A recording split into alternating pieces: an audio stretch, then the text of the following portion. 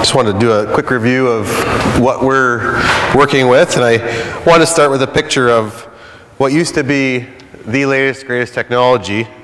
Was our first round of RTK equipment, and that's a base station that, one of my monuments, which somebody's going to come by in 1,000 years and go, what caveman technology is this, right? But things change really fast, and that, we've had to move to a baseless or a VRS type system, but I just a few years ago that was a good idea, and now things move fast. And here's what I want to talk about. Tools that I use that are technology. They're not necessarily precision agriculture, but what I find, if you took these tools away from me, I'd be pretty pissed off. And they're all cloud-based, and they just help me get stuff done and not waste time. And everywhere I go, I have access to them. And these tools, I recommend trying to streamline as much of your business into the cloud as you can, because it really helps get stuff done. So. We purchased a green seeker system last spring, and we went to the field with it. It took a couple, this was late season application, so we had full canopy and corn. And it took us a couple hundred acres to really get the hang of it, but what I really wanted to comment on this, I don't want to talk too much about the green seeker because it's a lot of topics, but I'm really amazed, we saw this over and over and over again, is the correlation of the elevation and the NDVI. So this is multiplied by 25 times the elevation. So this is a fairly flat field.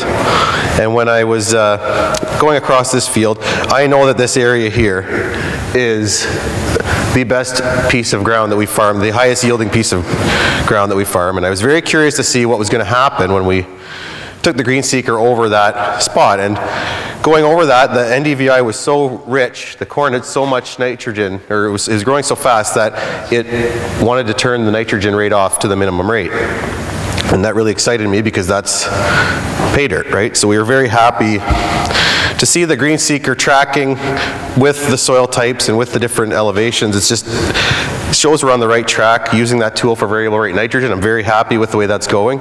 We just need to work on setting up the algorithm better. So we need some tools to help us set the nitrogen use efficiency factor and maybe predict what the top of the curve should be and the bottom of the curve. But I really think we're on the right track as far as settling our nitrogen requirement right there, right then in the field the day we're doing it. So pretty happy about that. Here's some of the results on that farm. You can see how even the yield is. Typically this area here would be a notably lower yield. And actually typically our normalized yield on that farm would look much like that NDVI map did. So, and we saw it time and time again this year where we had a lot more even yield through these zones where the NDVI was trying to correct our nitrogen application, topping it up where the NDVI number was low and backing it off where it was really high, and then where it was really low, turning it off. So we 180 bushels in that field, 0.4 pounds per bushel. So we're happy. That's showing we're leveraging our organic matter, and I'm really happy about that. So something I've been working on for years, those of you that know me know that this is like my biggest nemesis, is trying to make this work. Using older first generation RTK technology, trying to transfer guidance lines from machine to machine, just a nightmare. And I'm really excited because we've invested in new systems that can have easy transferable lines. And so this controlled traffic theory, the way I look at it, I don't know if you can tell this is controlled traffic, but I'll zoom in. So we've got the pink and black is a line that a planter in a combine goes on for beans, okay, 30-foot increments. The pink, black, and green is a sprayer track, and I couldn't get my software to line up where the combine passes is for the corn, but we've got every pattern is consistent every year because we're trying to, I hope you can see the yellow lines, that's our row zone. That is where we want to plant the crop every single year, is on those row zones. So achieving this with technology that wasn't transferring our guidance lines properly or was very cumbersome and frustrating. We were recopying the line in the field every year. Very frustrating, so I'm looking forward to having the right technology to pull this off. But it's led me to the ability to farm on the contour. Here is elevation multiplied by 5 times, and we're seeing this. I'm very concerned about this because we're seeing where we were farming. You can see the pattern up and down where we've been farming down the slope. I know it's not ideal.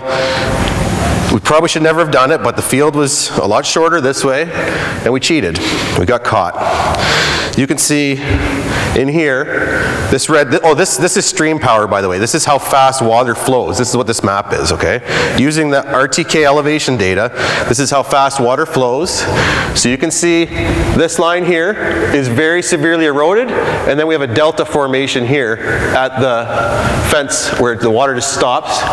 So this fence line is actually like a terrace now. And then the water comes through, and it's coming through here and here and here and carving out. So we've helped the water travel downhill, and it's pretty poor. And I'm not proud of it.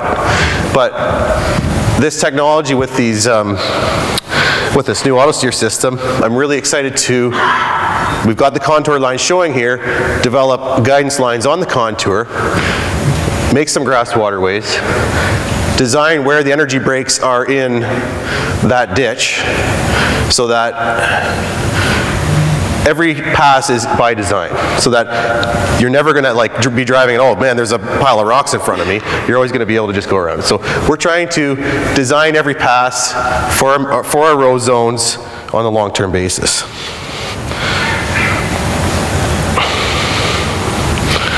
So that's a quick taste of what we've been working on and what we're focusing on for the next few years. Thank you. This video is brought to you by Farms.com.